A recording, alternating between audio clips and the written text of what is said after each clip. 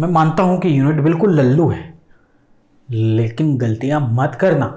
ये सोच के कि इजी है यार, कर देंगे एग्जामिनेशन में, गलती करके आओगे आप। मेरी इस बात को कुछ लोग आज समझेंगे और कुछ कल समझेंगे, जब एग्जामिनेशन में चीज़ें गलत करके आएंगे। प्लीज़ सीरियस स्टूडेंट्स, मेरी बात को ध्यान रखना। क्वेश्चन लल्लू होते हैं और लल्लू क्वेश्चन आपको ओवर कॉन्फिडेंस में लाके खड़े कर देते हैं, लेकिन आपको खड़ा नहीं होना है। आ जाओ। A unit feedback control system is characterized by the open loop transfer function g of s equal to इतना। उसने ऑलरेडी बोल दिया, this is the open loop transfer function. अब कुछ बच्चे क्या करने वाले पता है, इसको कैरेक्टरिस्टिक्स इक्वेशन मानेंगे, इसको कैरेक्टरिस्टिक इक्वेशन मान के सोल्व भी कर देंगे, और सोल्व कर देंगे तो उनके क्या हो जाएंगे, वारे न्यारे नहीं होंगे ना। अरे सीधी सी बात है रे, तेरा एप्टीट्यूड चेक कर रहा है बच्चा exam. The value of k for which the system oscillates 8 2 radian पर सेकेंड। एक क्वेश्चन इस टाइप का कर चुके हैं, बराबर ना। Sir open loop transfer function दे दिया, मतलब इसका मतलब ये कि ये जो है ना, ये कैरेक्टरिस्टिक इक्वेशन तो नहीं है। कैरेक्टरिस्टिक इक्वेशन बना लेंगे। यूनिट फीडबैक दिया हुआ है, कैरेक्टरिस्टिक इक्वेशन होती है 1 plus G of S H of S. यही इक्वेशन बेंचमार्क होती है हमारी राउथ हर्विट्ज टेबल के लिए, तो वही मैं क्रिएट कर रहा हूं आपके लिए। मेरी बात को समझ पा रहे होंगे आप। g ऑफ s की यदि बात करोगे तो 2s प्लस 1 इन डिवीजन या divide by k square plus 2s plus 1। जल्दी से कैरेक्टरिस्टिक इक्वेशन बना दीजिए sir. s cube plus ks square plus 2s plus 1 plus 2s plus 1। Got it or not sir? S square plus K S square plus, यदि S यहां से common ले लूँ तो यह आ जाएगा 2 प्लस, यहाँ 2s है, यहाँ भी 2s है भैया, ये तो 4s हो गया। This is nothing but 4s के एस स्क्वायर, और ये मिलके 4s बन गया, और ये मिलके 3 बन गया। So this is the final equation. Now इसी इक्वेशन पे हम राउथ हर्विट्ज टेबल क्रिएट कर लेंगे, बराबर ना। वैसे बाय द वे हम जानते हैं कि यदि ऑर्डर 3 हो और यदि आपको इसको मार्जिनल स्टेबल बनाना है, तो मार्जिनल स्टेबिलिटी के लिए ये दोनों factor inside multiplication should be equal to outside multiplication. So यहाँ पे k4 should be equal to 3। अच्छा चलो कॉम्प्लिकेटेड नहीं करते हैं इसको, हम प्रॉपर राउथ हर्विट्ज से ही आगे बढ़ते हैं। मेरी एक चीज के लिए आप कंफ्यूज हो जाएंगे तो मेरा मजा बिगड़ जाएगा। ये रही equation, S cube plus K S square plus 4s plus 3, S cube square 1 and 0। So coefficient x cube का हो गया 1, इसके बाद दिस इज 4, ये k हो जाएगा and this is 3। So 4k minus 3 by k 0 and this is 3। Oscillate करवाना है आपको, इसको कंप्लीट ROZ कर दो। यदि ऑसिलेशन चाहिए सिस्टम में तो ये कंप्लीट ROZ हो जाएगी, तो यहाँ से ऑक्सिलरी इक्वेशन बनेगी। नाउ ये ऑक्सिलरी इक्वेशन, ये वाली जो चीज़ है, ये RO0 कब बनेगी, जब 4k इक्वल टू 3 होगा। मतलब k की वैल्यू 3/4 चाहिए सर मुझे, उस केस में ये ऑसिलेशन करेगा। नाउ यहाँ से ऑक्सिलरी इक्वेशन बनाते हैं ना भैया, सो k स्क्वायर प्लस 3, ये ऑक्सिलरी इक्वेशन भाई बन गई। नाउ ऑक्सिलरी इक्वेशन के रूट्स ही क्या होते हैं, वो पोल होते हैं जो ऑसिलेशन जो हो रहा है ना, वही रूट्स होते हैं ऑक्सिलरी इक्वेशन के रूट्स, हमने देखा है। तो यहाँ से यदि इसको 0 के इक्वल कर दोगे तो k square is equal to -3। सो s स्क्वायर इक्वल टू, अच्छा ये पूछ क्या रहा है हमसे भाई, सॉरी क्वेश्चन तो ऑलरेडी ऑसिलेशन फ्रीक्वेंसी दी है।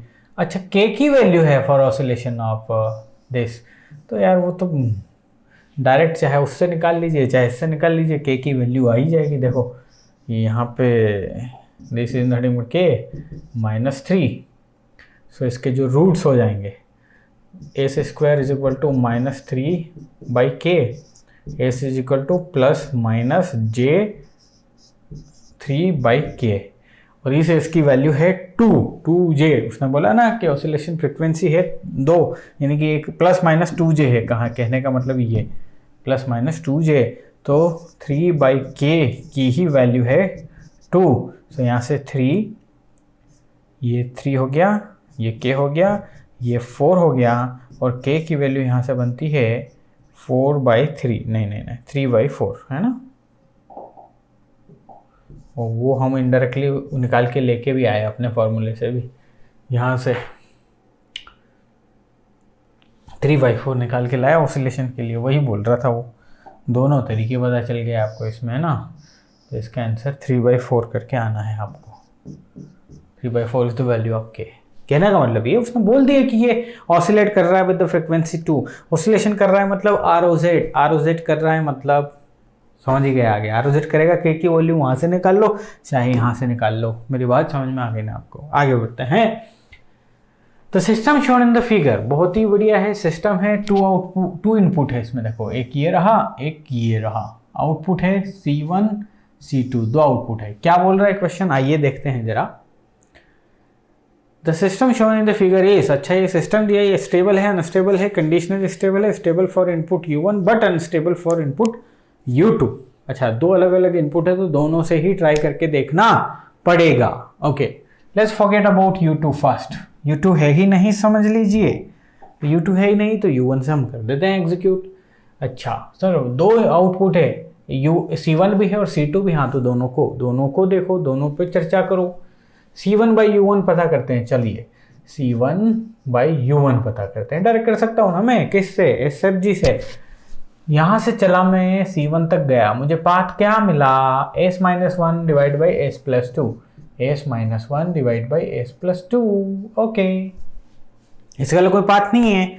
अब direct loop gain 1 minus this गुणा -1, यही ना लूप है, एक ही लूप है। तो माइनस माइनस सबसे पहले प्लस कर दीजिए, S-1 डिवाइड बाई दिस गुणा दिस, S-1 गोट कैंसल्ड, यहाँ बचेगा S+2। सो यदि आप इसे ध्यान से देखेंगे, S-1 अपॉन S+2 जो कि कट जाएगा, ये कट जाएगा और यहाँ पर बचेगा S+3। ठीक है, तो ये ट्रांसफर फंक्शन बन गया। तो ये उसकी रूट्स हो गए या पोल्स हो गए, है ना, रूट। और ये रूट जो हैं, एक ही रूट है, सिंगल रूट है और -3 पे है। सिस्टम स्टेबल है साहब, सिस्टम जो है वो स्टेबल है। तो यहाँ से क्या बात पता चली, U1 इनपुट पे स्टेबल आ रहा है आउटपुट, बट C1 आ रहा है, C2 को भी आना पड़ेगा। जब दोनों C1 C2 दोनों स्टेबल आएंगे तभी हम बोलेंगे कि सिस्टम जो है ना वो स्टेबल है, अदरवाइज नहीं है। Let's find out C2/U1। कितना अच्छा क्वेश्चन है। C2/U1 कैसे चलने भाई, ऐसे चल सकते हैं क्या, नहीं ये रास्ता नहीं है। U1 से यदि चलेंगे तो यहाँ घूमते हुए यहाँ C2 पे आना पड़ेगा। सो दिस माइनस दिस गुणा दिस, इन दोनों का गुणा हो जाएगा तो पाथ मिलेगा 1S+2। ये सेम टू सेम मिलेगा 1/S+2। सो यहाँ से भी 1/S+3 मिल रहा है। सो ये तो स्टेबल है, स्टेबल। तो U1 के लिए सिस्टम हो गया स्टेबल। ध्यान रखें, स्टेबल ये भी हो सकता है, अनस्टेबल खत्म हो गई बात, कंडीशनली स्टेबल खत्म हो गई बात। ये 2 जो आपके हैं ऑप्शन वो तो आपने रिमूव कर दिए। अब ये बचा stable for input U1 but unstable for U2। So check कर लेते हैं ना U2 से क्या होगा। आइए तो चेक कर लेते हैं भाई, यहाँ ले लेते हैं इसको। ये रहा U2। चलिए U2 से पहले C1 निकाल लेते हैं। सो C1/U2, U2 से C1 तक आई है। दिस माइनस का गुणा भी हो गया और दिस, सो -1/S+2 बचा path. Okay, now let's find out the loop. +3 divide by S+2, तो ये गट कैंसल्ड, -1/S+3। भैया साहब ये तो स्टेबल आया। सो U2 से भी स्टेबल आया है, लेकिन C1/U2 स्टेबल आया, ये भी स्टेबल आना पड़ेगा तभी जाके काम चलेगा। ओके, सो यहाँ से यहाँ गए, only one path, that is this. उसके बाद तो लूप क्या हो गया 1, ये हो जाएगा s प्लस 2। कहानी जो बनेगी वो बनेगी s माइनस 1,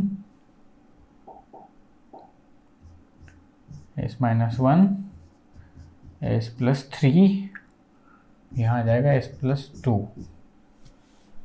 एम आई राइट? तो इसमें तो एक पोल आ गया किसमें, RHS में। सो RHS में यदि पोल आ गया तो सिस्टम हो जाएगा unstable. Stable for input U1 but unstable for U2। D is correct, ये कैंसिल है। मान लो ये भी स्टेबल आ जाता, ये भी स्टेबल आ जाता है, तो फिर आता कि system is stable irrespective of the input U1 U2 C1 C2, कुछ भी किसी भी एंगल से आप देख लो सिस्टम स्टेबल होगा। कोई जल्दबाजी नहीं करेंगे एग्जामिनेशन में, क्योंकि हमें नंबर लेके आने हैं और कुछ नहीं। आगे है the first two rows of the Routh's tabulation of a third order equation are as follows.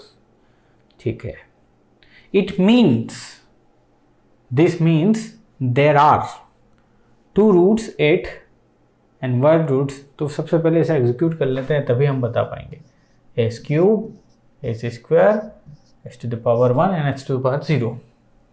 तो ये है 2, ये है 2, 4 4, ये आ जाएगी 0 0। 0 0 होने का मतलब क्या आ चुकी है, ROZ आ गई। ROZ का मतलब ये है symmetrical pole around the origin या अबाउट द ओरिजिन। तो अब सिस्टम यहां से दो ही चीज हो सकता है, या तो स्टेबल हो सकता है, स्टेबल, या फिर हो सकता है मार्जिनल स्टेबल। सॉरी, स्टेबल तो हो ही नहीं सकता ना, अनस्टेबल लगा लेते हैं। या तो अनस्टेबल होगा या मार्जिनल स्टेबल होगा, ये दो चीजें होंगी भाई साहब। कब होगी ऑलरेडी हम पढ़ चुके हैं, तो आइए देख लेते हैं जरा। जब भी ROZ आ जाती है तो ऑक्सिलरी इक्वेशन बनानी पड़ती है, एंड ऑक्सिलरी इक्वेशन इस केस में बनेगी 4a² प्लस 4। इसका डिफरेंशिएशन करिए आप, तो डिफरेंशिएशन हो जाएगा 8s प्लस 0। ये कोफिशिएंट 8 बनेगा। नाउ दिस गुणा this minus this divide by this, ये बनेगा 4। All roots, all coefficients of the first column are the positive. तो सिस्टम पक्का होगा क्या, मार्जिनल स्टेबल होगा, क्योंकि सिर्फ और सिर्फ 2 रूट्स, इसकी जो ऑर्डर हैं ऑक्सिलरी इक्वेशन का ऑर्डर, इतने रूट्स सिमेट्रिकल अबाउट ओरिजिन रहेंगे, एक यहाँ रहेगा एक यहाँ रहेगा। बट चूंकि ये 3 ऑर्डर है तो 3 ऑर्डर से रिमेनिंग पोल यहाँ आ जाएगा। ये entire system marginal stable system हुआ। मार्जिनल स्टेबल यदि ये सिस्टम हुआ तो कौन सा ऑप्शन आप चूज करेंगे? क्या लिखा, 2 roots 8 is equal to plus minus j and 1 root in the right.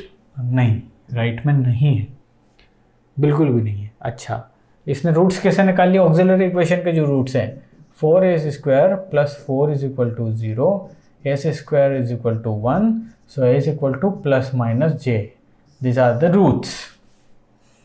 Okay, और बचा हुआ एक जो है वो राइट में है, लेफ्ट में है। सो अपन देखते हैं 2 रूट्स 8 दिस, ये भी गलत, 2 रूट्स 8 गलत, 2 रूट्स 8 इतना, 1 root in left of the S plane. बिल्कुल एकदम बेहतरीन तरीके से इसको हम करेंगे एग्जीक्यूट। समझ में आई ना, चीज़ें समझ में आ रहा, जल्दबाजी नहीं करना राजा।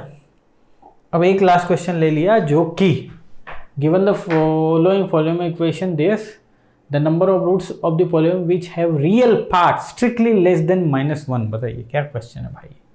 ये एक क्वेश्चन है, ये एक ऐसा टॉपिक है जो ये इंपॉर्टेंट नहीं है एक्चुअली। रिलेटिव स्टेबिलिटी से बात होती है, यहाँ से हम पढ़ चुके हैं ना, अच्छे से हम फुल कोर्स में किए हैं इसको, रिलेटिव स्टेबिलिटी वाले को। रिलेटिव स्टेबिलिटी क्या होती है? देखो, एक होती है एब्सोल्यूट स्टेबिलिटी, यानी कि सिस्टम स्टेबल होगा या नहीं। हमने देखा यदि किसी सिस्टम के तमाम पोल्स LHS में हो, एक भी RHS में ना हो, सिस्टम स्टेबल होगा। इसे कहते हैं हम ना एब्सोल्यूट स्टेबल सिस्टम, बराबर ना। अब जो सिस्टम स्टेबल होंगे उनमें से कोई कम स्टेबल होगा, कोई ज़्यादा स्टेबल होगा। सीधी बात है, स्टेबल सिस्टम के अंदर की बात है रिलेटिव स्टेबिलिटी। इसमें क्या देखेंगे कि जो सिस्टम्स हैं वो एक दूसरे के कितने रिलेटिवली स्टेबल हैं, कौन ज़्यादा स्टेबल है, कौन कम स्टेबल है। तो स्टेबल सिस्टम के बीच का ही कंपैरिजन है रिलेटिव स्टेबिलिटी। तो जैसे इसने यहाँ पे क्या बोला, ध्यान से देखो आप, ये बोलता है कि given the following polynomial equation दे दी, the number of roots of the polynomial which have real parts strictly less than -1।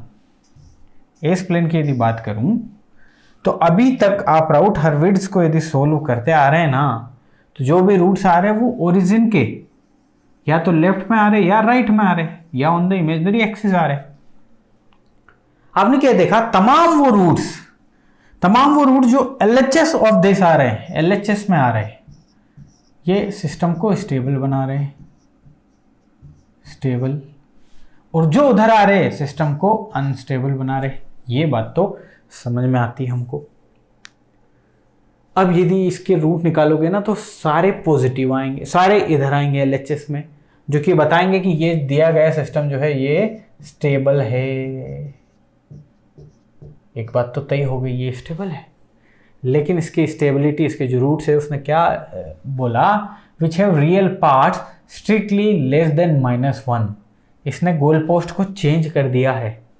अब a = 0 पे मान लो हमारा इमेजिनरी एक्सिस नहीं होके a = -1 पे यदि कर दूं मैं, और फिर इस पॉलिनोमियल के रूट्स निकालूं और देखूं कि कितने इधर है कितने उधर हैं, तो मैं इसका आंसर कर सकता हूं। तो इसका मतलब ये कि अब आप एक इसको नया डोमेन दे दीजिए, एक नया बना लेते हैं, इसको हम बोलते हैं z।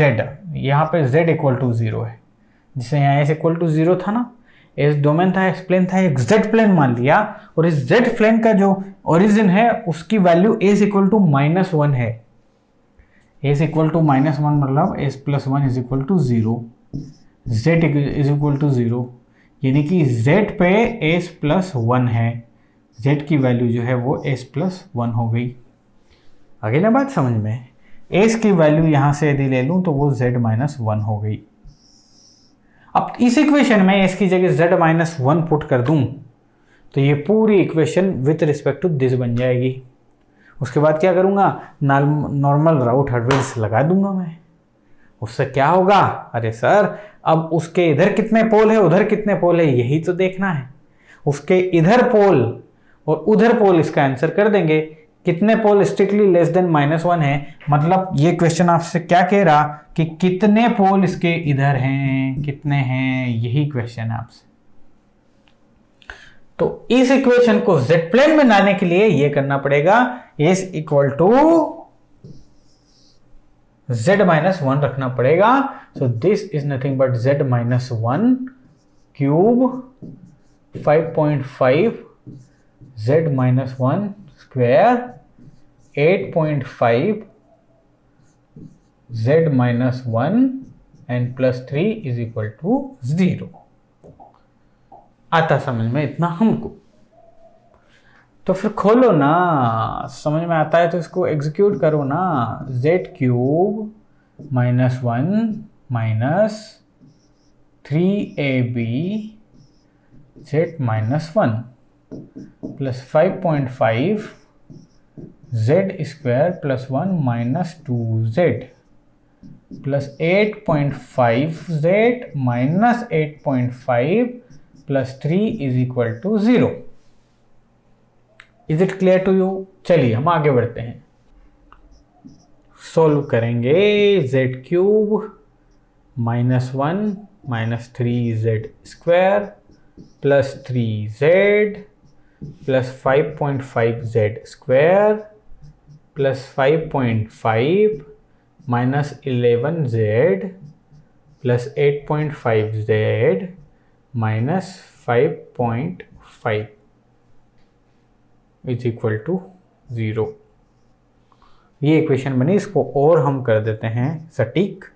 z³ जेड स्क्वायर वाली टर्म कौन कौन सी जरा देखो, एक तो ये जेड स्क्वायर, एक यहाँ पे जेड स्क्वायर है और कुछ, तो ये प्लस ये माइनस, तो ये बन जाएगा प्लस 2.5 जेड स्क्वायर। ठीक है, अब हम आगे की इक्वेशन देखते हैं जेड वाली। एक तो ये है, एक ये है और एक ये भी है ना। 8.5 प्लस 3 11.5 जेड माइनस दिस, ये हो जाएगा प्लस 0.5 जेड। ठीक है, तो इसका भी काम खत्म हुआ। अब क्या बचा, अब ये दोनों एक दूसरे को कैंसिल किए और सिर्फ -1 बचा, है ना। ओके, ये इक्वेशन आ गई ना। इस इक्वेशन को अब आप कर लेना है आपको राउथ हर्विट्ज टेबल से perform z cube z square z1 z to the power 0। So ये हो जाएगा 1.5 2.5 -1। सो दिस गुणा दिस 1.25 -1 प्लस 1 डिवाइड बाई 2.5, ये 0। दिस गुणा this minus this -1, sign change हो गया। ये सब पॉजिटिव आ रहा है, कितना साइन चेंज हुआ, एक साइन चेंज। ये एक साइन चेंज ये बोलता है कि इसका एक पोल RHS में होगा और इसके दो पोल, RHS में 1 पोल, LHS में 2 पोल, टोटल 3 पोल है। इसका RHS जो है वो कहाँ है भाई साहब, ये रहा सर। इसका RHS जो है वो ये है RHS और इसका LHS ये है। तो इसके RHS में एक पोल रहेंगे और इसके लेफ्ट में 2 पोल रहेंगे। ठीक है, 2 पोल रहेंगे। तो इसने पूछा था -1 से लेस देन कितने हैं, तो 2 पोल हैं। Sir 2 poles strictly less than -1। समझ में आ गया ना आपको कि इसमें मैंने क्या किया है। अच्छा, एक और छोटा सा कॉन्सेप्ट भी बता के चलते हैं, और वो कॉन्सेप्ट है एक्सपोनेंशियल टर्म यदि आ जाए। सपोज आपके पास लिखा हो e⁻⁻ st, या टाउ लिख लीजिए, sorry, e⁻ s tau divide by a square plus 2s plus 2। ये एक ओपन लूप ट्रांसफर फंक्शन दे दिया उसने g(s). जब आप इसका क्लोज लूप में कन्वर्ट करेंगे तो ये हो जाएगा a square plus 2s plus 2 plus e⁻ s tau. अब इसको कैसे करेंगे भाई, ये एक्सपोनेंशियल टर्म को कैसे करेंगे, e⁻ s टाउ को सिंपली 1 - s टाउ लिख लेना है। इसकी चर्चा हमने करी है ना फुल कोर्स में बेहतरीन तरीके से। जब भी एक्सपोनेंशियल टर्म आए आपको उसको लीनियर फॉर्म में कन्वर्ट कर लेना है। तो इसकी वैल्यू अब आप यहाँ पे शिद्दत के साथ लिख पाएंगे 1 - s टाउ, 1 - s टाउ। बस अब आपको इस पे राउथ हर्विट्ज परफॉर्म करना है और आगे बढ़ना है। इतना सा था इसमें। अगली क्लास में रूट लोकस चालू करेंगे, क्रिस्कोस के फॉर्मेट में कहानियों को समझेंगे। मिलते हैं अगले लेक्चर में।